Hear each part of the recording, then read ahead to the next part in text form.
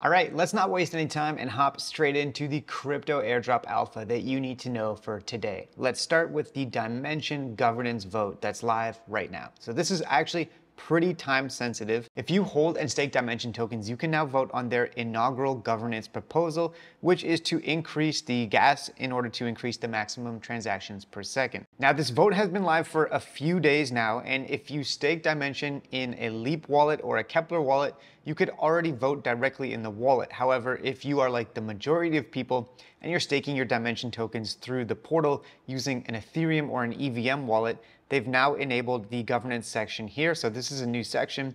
You can go to Dimension, click governance, and you'll be able to see this proposal here. So if you're staking, make sure that you vote on this because it ends tomorrow. You have less than 20 hours to cast a vote on this. So I know it's not a lot of time. The vote has actually been live for a while, but they just added it to the portal for EVM or Ethereum wallets. So make sure you go and cast a vote because it's possible that when airdrops are announced for Dimension stakers, there could be some consideration given to people that actively participate in governance. Now, one thing I'll say is that the portal is super slow right now, and you might have to be patient, refresh the page and try a few times because there's a heavy load on the servers. A lot of people are trying to come and cast their vote before the end. Now, if you are not already staking Dimension tokens, you can do so by clicking on the stake button here and then selecting a validator. And if you want to support the channel, you can actually use my referral code to stake with Nation Krypto.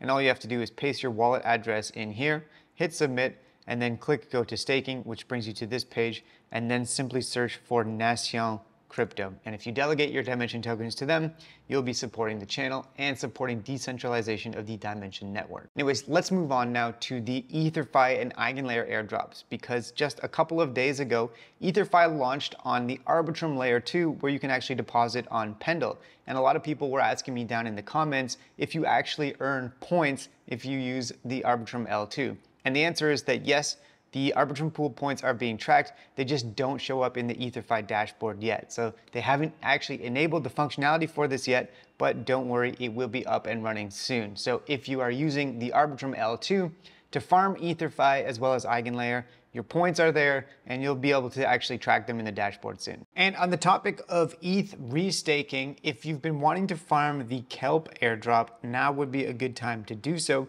because they just launched a new set of $1.5 million bonus EigenLayer points that are available for people that stake, or rather restake, ETH with KelpDApp. So this is a competitor to EtherFi, to Swell's liquid restaking token, Renzo, and a bunch of the other ones. And honestly, I've said in previous videos, I don't think that you can do them all. And if you're looking to get in, it's smart to take advantage of whichever protocol currently has the best incentives program on. So last week or last 2 weeks, EtherFi had their mega week on, and now that's over. So if you're starting from scratch and looking to get into the ETH restaking airdrop game, then probably KelpDApp would be a good one. And then you can also take the liquid restaking tokens that you get from KelpDApp and deposit them onto platforms like Pendle and boost your yield or boost your points that way. So incentives program on right now, extra EigenLayer points, and this would now be, in my opinion, one of the better targets as opposed to EtherFi, where the window has kind of closed for that since Mega Week just ended. Next, let's talk about another Ethereum L2, which is Mantle. So last week they announced that people that hold METH or METH, which is staked ETH on the Mantle network,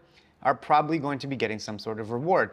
And they say tomorrow there's going to be a big announcement. So stay tuned for more details on this if you staked your ETH for METH and you're holding it on the Mantle L2. I'll bring you an update as soon as we know exactly what this is going to be. Now, another great update we have for ETH L2s is that Scroll, which in my opinion is one of the best remaining targets for airdrop farmers in terms of Ethereum L2s, well, they actually just announced that Aave v3 is now deployed on Scroll. Now, this is awesome because Scroll is the first ZK L2 that's actually been deployed with Aave, or rather that Aave's been deployed on. So now you can use Aave, which is a DeFi platform to lend and borrow assets on Scroll L2.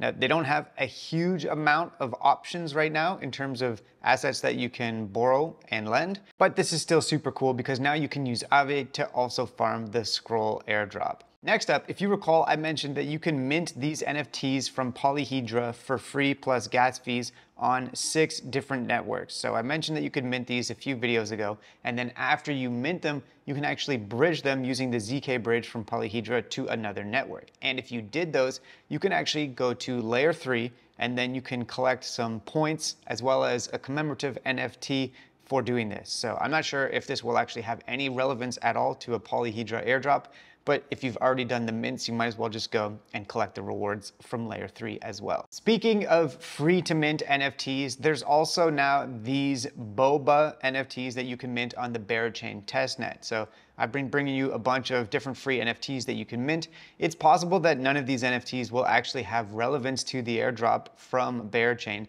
However, each time that you mint one, you're still generating a new transaction on the testnet, which is going to help you out. So regardless of whether or not these are going to be worth anything, it doesn't really matter. The whole point is to just mint a bunch of them, and then you're doing a bunch of transactions. So they're super cheap. You do need to have some testnet tokens on the Berachain testnet, but if you do have those tokens, you can mint these, and who knows, it might help you out for this airdrop. So you might as well go and check it out and mint a few of them if you have some Bera tokens to spare. Next, there's a few bridges that have incentive programs on right now that make it a lot more attractive for you to farm airdrops. So for example, Bungie Exchange now has 1 million ARB token rewards for bridging on Bungie. And it basically boils down to you can bridge for free if you bridge to Arbitrum from any chain, because as a reward for doing those transactions, you get ARB tokens, which more or less covers the cost of bridging. So now is a good time to farm the Bungie airdrop if you want to try and get a few transactions in here by bridging to Arbitrum. And then once you get those tokens,